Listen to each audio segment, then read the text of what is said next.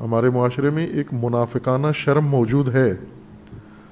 منافقانہ شرم یعنی اوپر اوپر شرم ہے لیکن در پردہ اسی مسئلے میں کوئی شرم نہیں ہے. مثلا کوئی لڑکا جوان گھر میں جا کر شادی کی بات کر دے, میں جوان ہو گیا ہوں شادی کرو, پھر گھر والے کیا کہتے ہیں اس کو؟ بے شرم, بے حیا, تیرا باپ تو ایسے نہیں تھا. وہ تو آ کے گھر میں نہیں کہتا تھا میں نے شادی کرنی ہے, باہر باہر ہی اپنا کام کر دیتا تھا. تو آ کے کہہ رہا ہے, یہ کہنا بے شرمی کہلاتا ہے.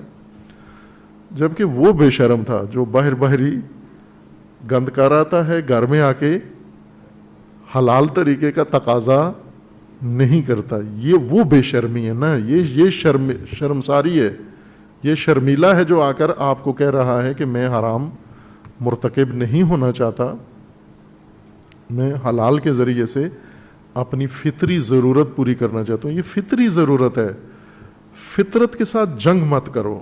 ہمارا زیادہ زور اپنی فطرت کے خلاف جنگ میں, کشتی میں لگ جاتا ہے.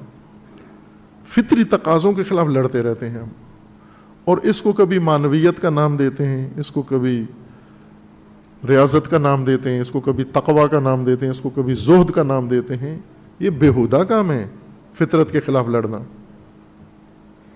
وہ اللہ تعالیٰ نے آپ کے لیے, یہ آپ کی ضرورتیں ہیں, فطری طبیعی ضرورتیں ہیں, اور ان کا اللہ تعالیٰ نے حلال راستہ رکھا ہوا ہے. تو جو آپ کی ضرورتیں ہیں ان کا حلال راستے سے ان کو کرو حاصل, پورا کرو ان کو, ورنہ یہ بیہودہ جنگ آپ کو تھکا دے گی, شکست دے دے گی اور نابود کر دے گی. اور ہو رہا ہے. یہ جو نفسیاتی طور پر ان بیلنس لوگ ہوتے ہیں, کردار جن کا غیر متوازن ہو جاتا ہے, رویے جن کے غیر متوازن ہو جاتے ہیں, یہ اس وجہ سے ہوتے ہیں کہ فطرت کے خلاف جنگ کرتے ہو تو اس میں بگاڑ پیدا ہوتا ہے فطرت کے اندر.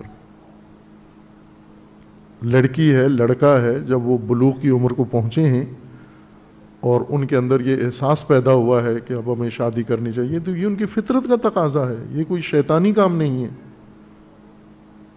آپ تو خود والدین گزرے ہوئے اس مرحلے سے, آپ کو تو پتہ ہے کہ یہ فطری تقاضا ہے. انسان کے اندر یہ جب بھوک کی طرح یہ احساس پیدا ہوتا ہے. وہ بچے کو جب بھوک لگے, ماں کو کہے کھانا دو, کہے بے شرم, بے حیا, کھانا مانگتا ہے. تیرا باپ تو کھانا نہیں مانگتا تھا, وہ تو تیرے ڈر سے نہیں مانگتا تھا, تو اس کے سر میں مارتی تھی وہ بیلن, اس لیے نہیں مانگتا تھا. یہ اس کو بھوک لگی ہے, بچے کو نہیں مانگتا, تو آپ پوچھو.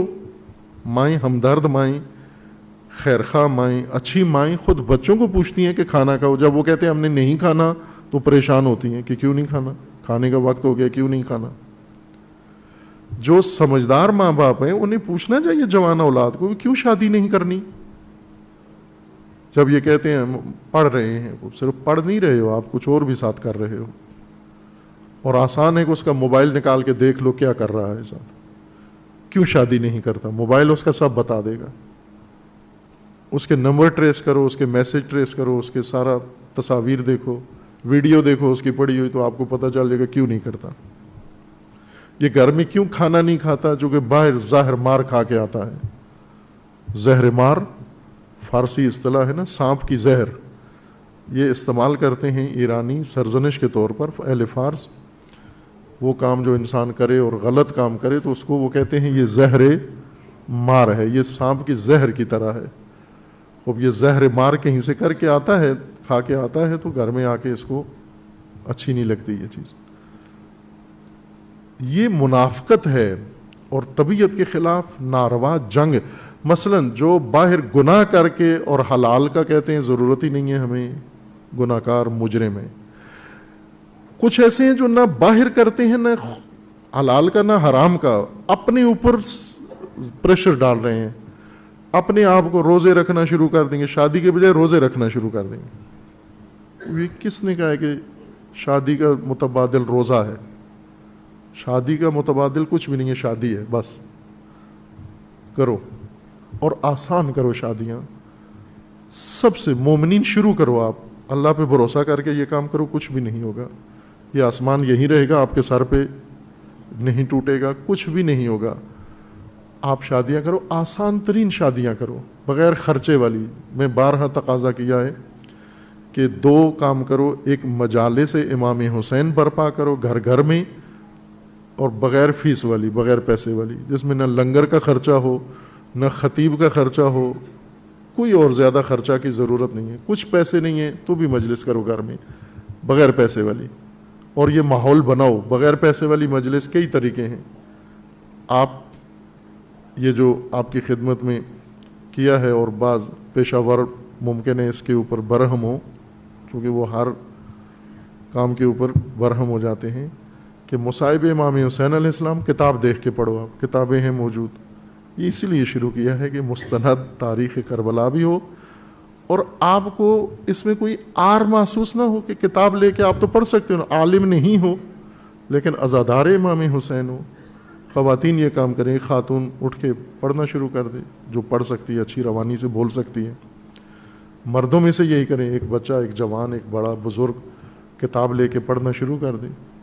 بینک سے ریٹائرڈ ہو کے جو اینٹ شینٹ مارے گا آ کے اور ڈائلاگ بولے گا، فلمی دنیا سے نکل کے آپ کے ذاکر بنے گا، اس کو سن لیتے ہو. تو گھر میں جو شریف آدمی بیٹھا ہوا ہے نجیب خاندان میں، وہ اگر آپ کو کتاب پڑھ کے سنا دے، اس میں عیب ہے؟ یہ اتمن فیس مانگے تو پھر یہ مستند ہوگا. ایک مجلسیں آسان کرو اور ایک شادیاں، یہ دونوں فری کرو، فری آف کاسٹ.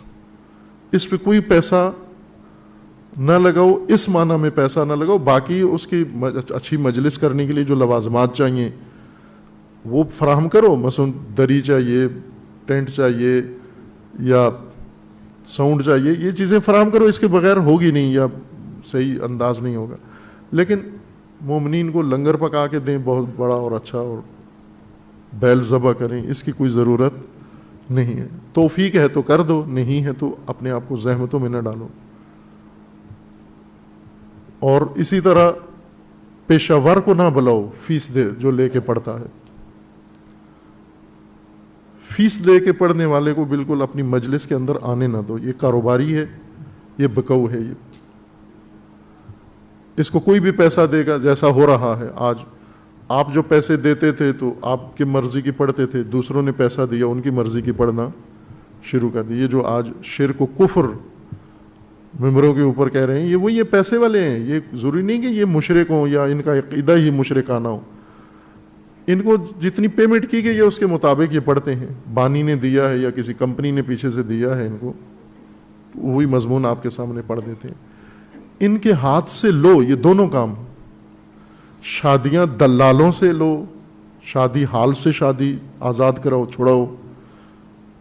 شادی ہال میں جا کے شادیاں کرتے ہو، وہ بکنگ ہی آپ کو بتاتا ہے کہ مثلا 15 لاکھ شادی ہال کا دینا ہے، تو کہتے تھے یہ تو بیٹا بیچ دوں تو بھی اتنے پیسے نہیں ہیں میرے پاس.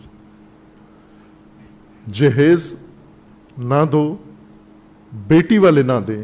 جہیز مرد کا کام ہے. عورت کا سارا خرچہ، بیوی کا سارا خرچہ مرد کے اوپر دین نے ڈالا ہے. نامردوں نے عورت کے اوپر ڈال دیا ہے. مردانگی نہیں ہے، نامردی ہے. کہ یہ مثلا اتنے بڑے خاندان کا آدمی، اتنا بڑا آدمی، اتنی شہرت، دعوت اس نے دی ہوئی ہے، بندے بلائے ہوئے ہیں ادھر ادھر سے، ملک کے اندر باہر سے، اور اس کے گھر میں اب ٹرک بھرے ہوئے عورت لا رہی ہے سامان. مرد تو یہ برداشت نہیں کرتا کہ اس کی عورت لائے. یہ پلیٹ جس میں کھاتا ہے یہ عورت لے کر آئی ہے، چمچہ جس میں ڈال رہی ہے عورت لے کر آئی ہے، جس چمچے سے کھا رہا ہے. دوستوں کو بھی کھلاتا ہے، خود بھی کھلاتا ہے عورت کے برتن میں. سوتا ہے رات کو عورت کے پلنگ پہ، رضائی عورت کی، بستر عورت کا، سرانہ عورت کا، چادر عورت کی. یہ کیا مردانگی ہے؟ مرد کا مطلب ہے کہ یہ بوجھ اٹھائی زندگی کا. اس کی چونکہ اللہ نے صلاحیتیں آپ کو اس لیے دی ہیں، جسمانی طاقت اس لیے دی ہے، ارادہ مضبوط اس لیے دیا ہے، مشقت کی صلاحیت آپ کو دی ہے. عورت کو تو اتنی توانائی نہیں دی اللہ تعالیٰ نے. جس کی توانائی نہیں ہے اس کے اوپر اتنا بڑا بوجھ ڈال دیتے ہو، اور وہ اس کے ماں باپ گردے بیچ بیچ کے جہیز پورا کریں. لعنت ہے یہ.